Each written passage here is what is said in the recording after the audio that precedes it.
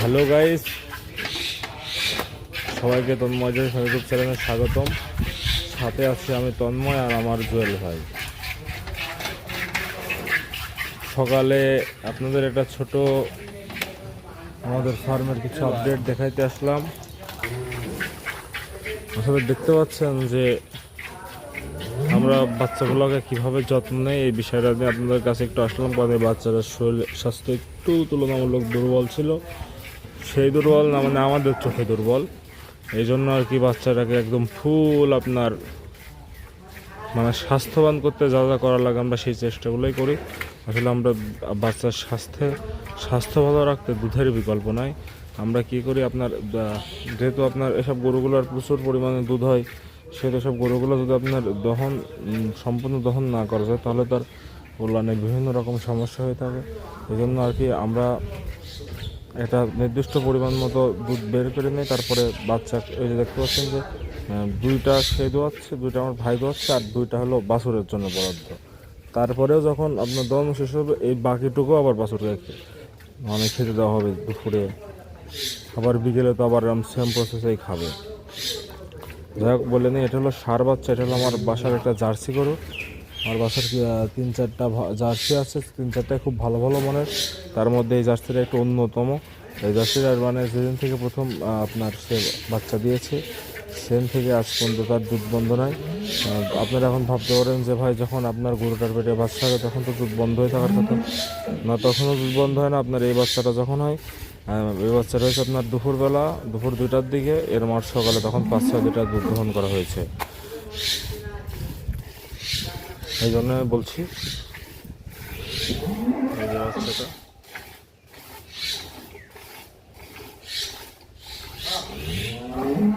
এসবগুলো আপনার সকালে আপনার 16-17 লিটারের মতো দুধ হয়।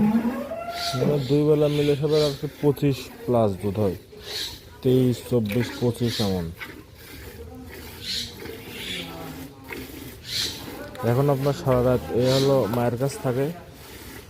চলুন এখন অন্যদিকে যাওয়া যাক।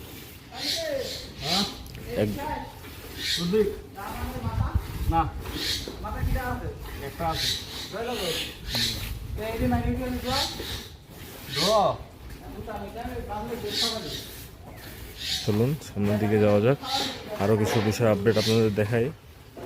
এখন যে আপনার সকালের কার্যক্রম শেষে গরুগুলো সব রেস্টে আছে। এখন একটু ঘরটার একটু ময়লা হয়ে আছে।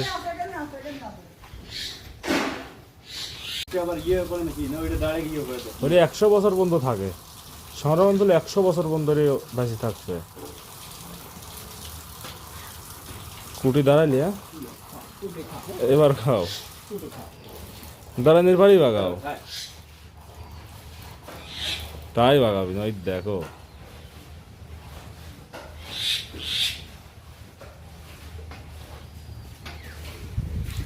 যে আমু, তোমার খালামনের কি খবর?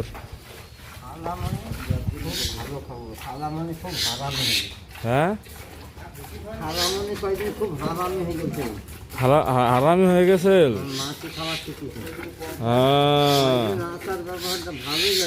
এখন আর ভালো লাগছে না? আচ্ছা, আসলে আমাদের আপনার লাস্টে সব গরু লাস্টে দহনের পরে আপনার এই ছোটো বাচ্চাগুলো দহন করা হয়, যেন আপনার মাথার উপর কোনো চাপ না থাকে, বাচ্চাগুলোকে একেবারে সুস্থভাবে আপনার করা যায়, দুধ বেশি বেশি করে খাওয়ানো যায়। এই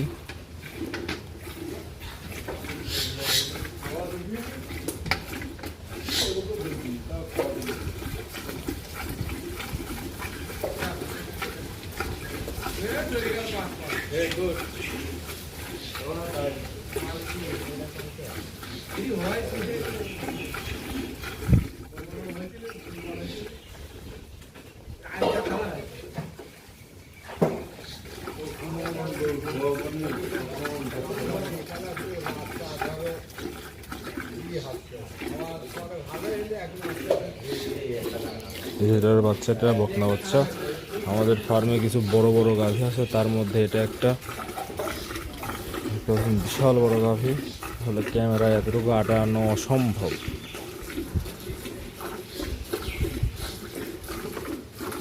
আমি যে বর্তমানে আপনার যে গরুর কাছে দাঁড়িয়ে আছি,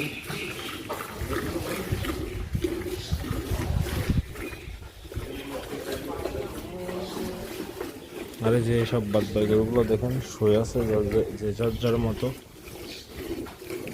যাই হোক, আজকের ভিডিও এখানে শেষ করছি।